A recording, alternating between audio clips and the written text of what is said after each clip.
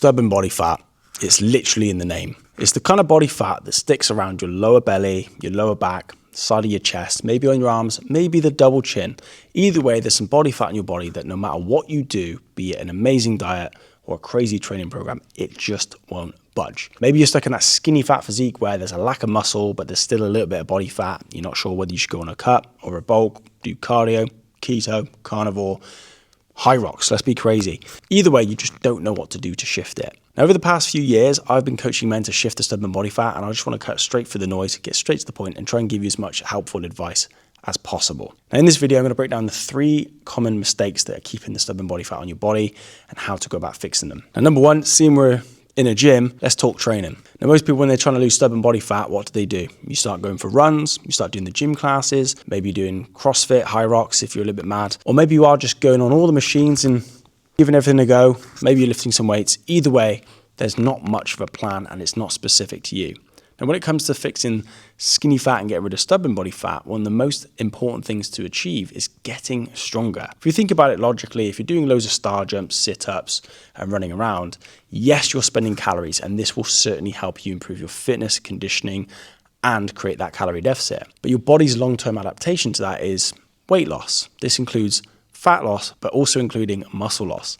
Because if you're eating less food and you're jumping around, your body doesn't need a load of lean mass, which means once you finally lose a bit of body fat and kind of get metabolic adaptation and you hit a bit of a wall with your progress, you're stuck with a stubborn body fat or that skinny fat physique. Now, if we take this on the flip side and focus predominantly with strength, we're talking bench press, squats, deadlifts, progressive overload with lifting heavier weight over time, then your body's going to have a bias towards holding on to lean mass. And if you're still very new to doing this and you haven't lifted weights for a very long time, you can still get a load of newbie gains, which is just your body hyper responding to the new stimulus. Now, if you're getting stronger in the gym and you're tracking those workouts and you keep it really simple, you can follow a simple overload metric system of just adding reps and adding weight over time. And if you pair this with the right diet, you can lose body fat and gain muscle. This is how my client Reese managed to do it, how Shane managed to do it, how Ross managed to do it, how his friend Matt managed to do it, how Matthew managed to do it, James, Phil, you get the point. If you're getting stronger, you are able to burn a lot of calories, but also build your capacity to burn more calories in the long run.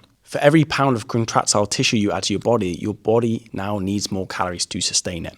So instead of doing just a load of cardio or just a load of tennis or whatever it may be, implement a little bit of resistance training in there as well. That will massively help you burn more calories, gain muscle, and increase your capacity to sustain the fat loss that you have. And in my opinion, this is one of the best ways to get rid of stubborn body fat, because if you're getting stronger and your diet's good, it will happen. Now, talking of diet, that's the second thing. Most men massively underestimate how many calories they're actually eating. They think, yeah, I don't eat a lot, mate, and I have a lot of chicken salads and my calories are good and I've tried tracking and yeah, I did really well and I followed a meal plan. If you're really honest with yourself and actually sit down and look at how many calories you're eating, you're probably going over a lot more often than you think. Now, I recommend most people should track their calories, and there's no magic to this. It just means that you know where you stand in terms of energy balance. If something's off, it's very easy to make an adjustment, and you'd be surprised how easy it is to go over your calories without even realizing it. Adding sugar to your drinks, sauces to your meals, cooking in oil, you could easily add up 200, 300, 400, 500 calories and go over your maintenance and not even realize it. And then you can do that for several months,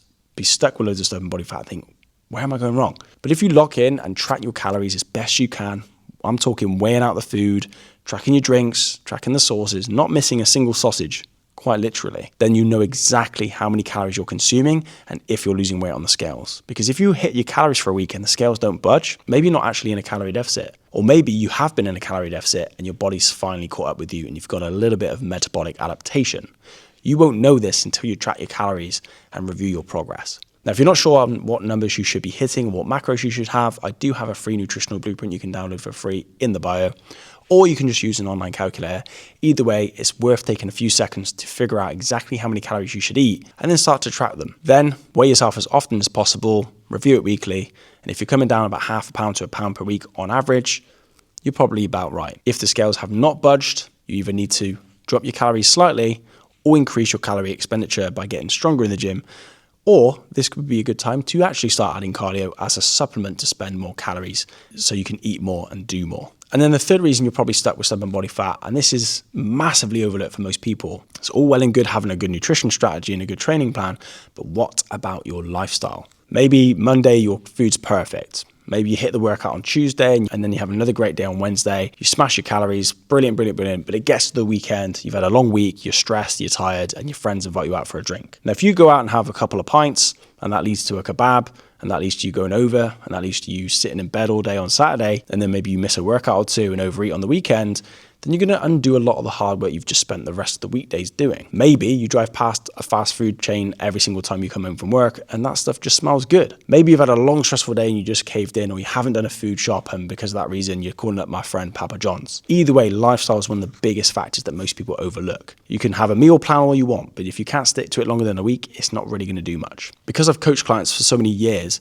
I start to get to know all the patterns for different people's lifestyles. And to be honest with you, no two clients are the same. Some clients do a 4-hour commute and they sit on a train for 4 hours, and then they do a 10-hour shift. So by the time they get home, they've got no energy to start cooking. So of course, they're going to order a takeout. So for these particular individuals, having some good options to go for the takeout, maybe prepping on the weekends and finding some convenient foods that actually fit their macros is going to be a little bit more realistic than them cooking chicken, broccoli, and rice every day. Or let's say you're in a relationship and on the weekends, your partner wants to take you out and go somewhere.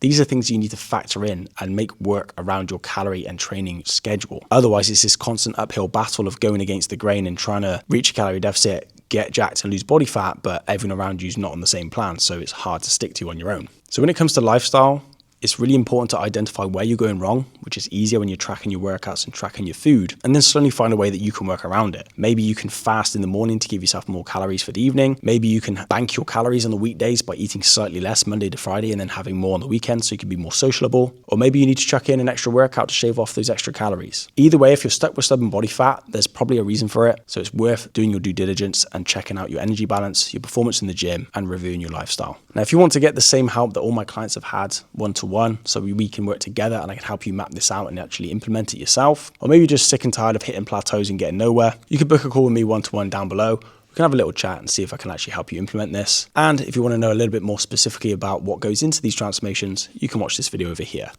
Anyway, it's midnight and I'm quite tired, so bedtime.